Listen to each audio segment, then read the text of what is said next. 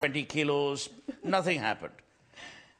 In my life, and it may sound insensitive, but it's logical. So you can't be happy-go-lucky about everything in life. I am happy-go-lucky about everything. When the marriage ended, I knew it was ending. It wasn't as if, we suddenly got into a car and found that the car isn't starting.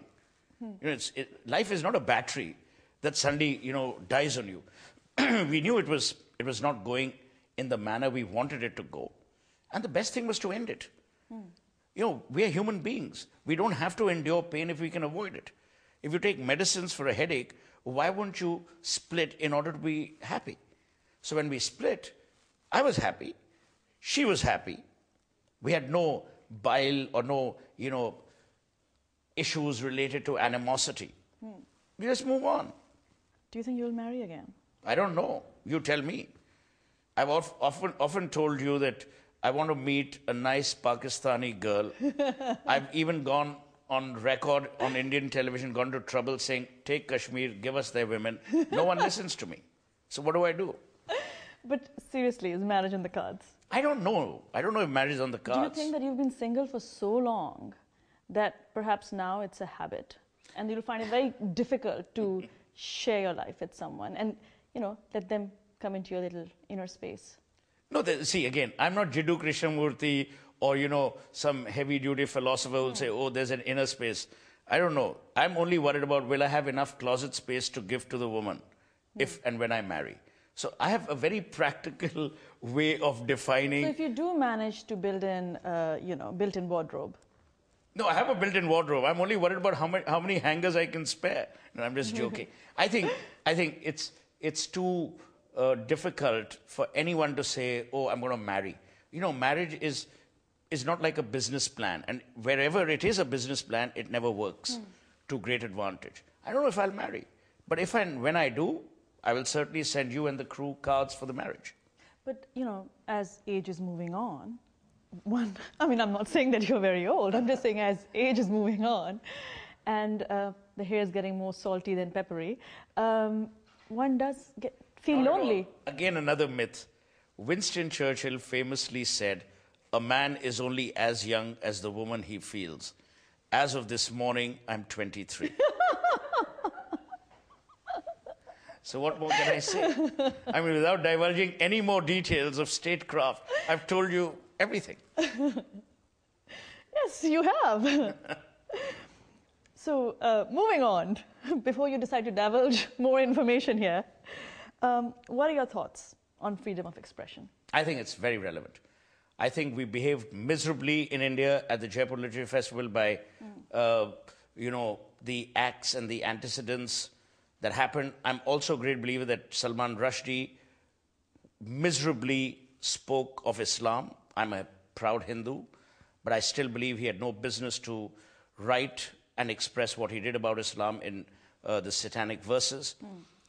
For me, freedom of expression is relevant if it is related either to an issue or a cause. It can't be personal. And there are three things which are personal to mankind: religion, his parenthood, and his belief system. The belief system may have things to do with ideology, with philosophy. So I can't say a communist is bad, but I can question the virtues of communism in a highly capitalistic world. I can't say Judaism or Christianity is better or worse than Hinduism. So when people make these kind of statements, or when these innuendos are passed, that's when we need to worry. I will never make a statement on anyone's religion, on anyone's sexuality, or on their personal lives. That's their business. If it affects public good, I will. I was the first person on Indian television to talk about the fact that many of our cabinet ministers had mistresses, which is why the country was running well, because they had no time to actually run the country. So the country was on brilliant autopilot. I also said famously that we had a prime minister who would only sleep. That's why the country ran well, because there was no one to, create any trouble. So personal lives apart, I think you must be able to relish, respect, and regard the freedom of expression. It's a fundamental freedom to humanity. And I don't think it should be taken away by anyone. I think what's happening in Pakistan, Khwab Musharraf, what's happening across the world, if you look at what's happening in Sudan, if you look at what's happening in Somalia, I think it is a travesty of justice. But these are the real issues that need to be brought to the fore, which we don't. Speaking of freedom of expression, in 2011, one of your Twitter feeds caused quite a large controversy, and ITC decided to sue you for 200 crore. Actually, 700. Really? Yeah, they sued me for 100 crores, 100 crores, another 500 crores. Oh, the 500 must have come later then, because Yeah. initially it was 200 crore, Correct. right? Whatever happened to freedom of speech? Nothing. You ask them. I continue to fight. They sued me. I didn't sue them. So they objected to my freedom of speech. Yes, they did. And my freedom of speech was linked to one individual I know. who I've written about and spoken about, not only in the tweets, in articles. So there's consistency. And that person is in public life. He's the chairman of a listed company. So he's sued me in court. We will take it up in court. So a lot of people said, what will happen? I said, I don't know. I'm not going to sacrifice my freedom of speech. I'm not going to be gagged. If the judges so decide that there was an error on my part and they inflict punitive damages, so be it. I don't have 700 crores. Yeah, exactly. The amount they're suing you for, don't you think it's a bit bizarre? Yeah, but, who ever told you that everyone in the world was as sane as you and I? You have many of those, don't you? You're friends with most of Bollywood. Who do you admire the most? I would unequivocally say I admire Amitabh Bachchan a lot. I admire Dilip Saab. I admire Shah Rukh. I won't say admire Shah Rukh. Suhel, one answer. Bachchan, by far. Why is that? We grew up on him. We grew up on his cinema. So it's like hero worship? No, admire. Hero worship, I would perhaps not hero worship anyone but my parents. No one has had that much of an influence on my life for me to hero worship them. But Bachchan, I would admire for his sagacity, for his wisdom, for the enormous wealth of talent he brought to cinema. I mean, even today when we play Holi, which is the festival of colors, we start with Rang Barse. He's become an intricate part of your life, and therefore you admire the guy. And you admire his willingness to continue despite any adversity. Those are people worthy of admiration. Bollywood has a lot of underworld connections. Some also say that the Bollywood control a lot of what is produced in movies. Is that correct? I don't know. I have never had a threat by an underworld don yet. So until that happens, I can't comment. But people have told me that, yes, they have underworld connections, Dawood Abraham, But how many things can we keep blaming Dawood Abraham for?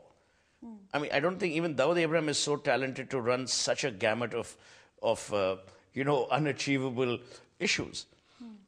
But yes, there was a time when there were connections. There was a lot said about it. I don't know. It's never been proven. People say, we get threat calls and, all that. They finance a lot of movies, don't they? I don't know. The good thing is I never pass a value judgment on something that I don't know. What I do know is that there has been a lot of media, a lot of speculation, a lot of conjecturing on the fact that there is an inherent connection between the underworld and Bollywood. If there is, to my mind, it needs to be investigated. We need to arrest both parties.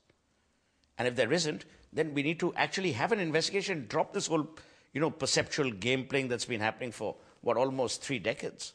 So does the casting couch exist? I don't know. I wish it did. But, I've only sat on couches like this, where I'm cast aside, but never, but part of the cast. Suhel, Of course it You exists. do know it exists. Of course. But listen, it exists in Hollywood. It existed during Clinton's White House years. I mean, it wasn't a casting couch, it was a casting chair. But it happens. I mean, that's how the world is. So let's not be squeamish about it. Oh my God, is there a casting couch in Bollywood? For God's sake, Bill Clinton. And he was the president of the free world. I mean, he cast himself in the chair. So why are we worried about, little film directors and film actors? I mean, to each his own. If it exists, which I'm sure it does, it's bad.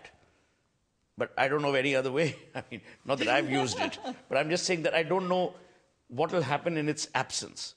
But the reality is that I'm sure it exists. Look, in the world, it always happens that human relationships always acquire a dominant versus a less dominant position. You think this doesn't happen in the corporate world? Of course it does.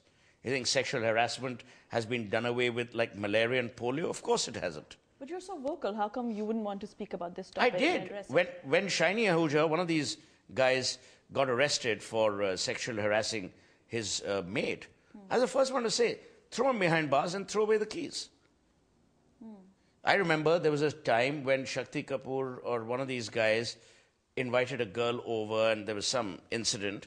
I went on television and slammed them, saying that, you cannot have a situation where you actually seduce people on the strength of who you are rather than of what talents you bring to the party.